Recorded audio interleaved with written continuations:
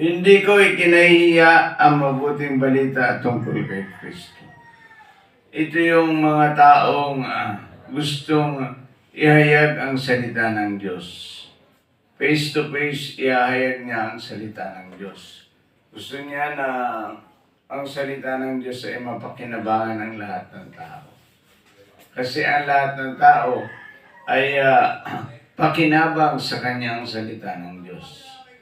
Kaya sabi niya dito, hindi ko ikinahiya ang mabuting balita. Una sa lahat, na itong mabuting balitang ito ay nag-off ito ng kaligayahan ng tao sa sanlibutan.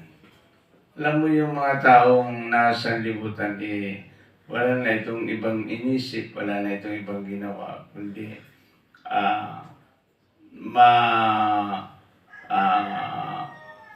malapastangan ng Diyos.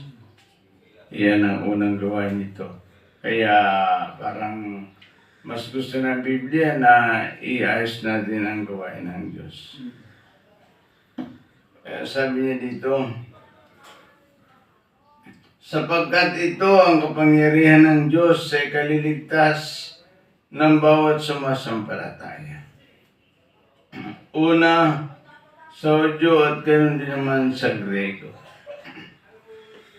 Kahit yung mga taong hindi tuli sa pananampalataya ay kanyang sinisikap na makinig ng salita ng Diyos upang silang lahat ay sumampalataya kay Kristo. Ito yung palatandaan dito. Sabi, una sa Hudyo at ganoon din naman sa Grego. Alam niyo yung Grego ay yung mga pinagmumulan ng hindi pananampalataya sa Diyos. Pinagmumulan ito na kung saan ay ang salita ng Diyos ay open sa lahat ng tao. Kaya purihin natin ang Panginoon ngayong umaga. Ang matatandaan natin dito. Una, sabi niya dito, hindi ko ikinahiya ang mabuting balita tungkol kay Kristo.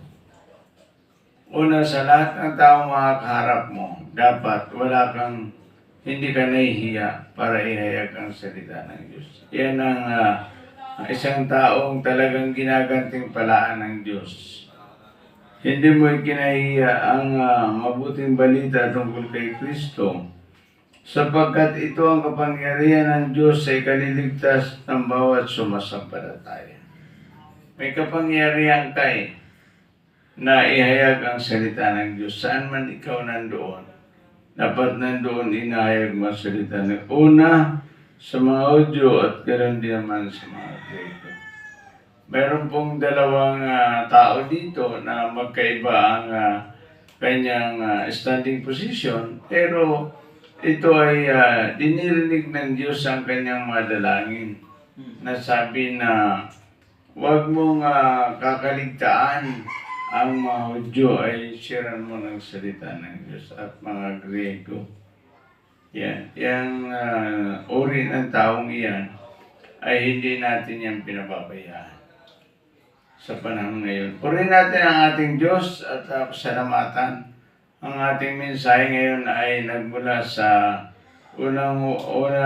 sa Roma chapter 1 verse 16. Roma chapter 1 verse 16, ang sabi niya doon, hindi ko ikinahiya ang mabuting balita tungkol kay Kristo, sapagkat ito ang kapangyarihan ng Diyos upang maligtas ang lahat. Una sa Hudyo at ganoon din naman sa Grego. Ano po ba yung mga salita ng Diyos ng katotohanan sinasabi sa atin ng Panginoon? Una, ang katotohanan, yung katotohanan sumampalataya ka kay Jesus bilang Panginoon mo at tagapagligtas ng iyong buhay para ikaw ay maligtas. Ito yung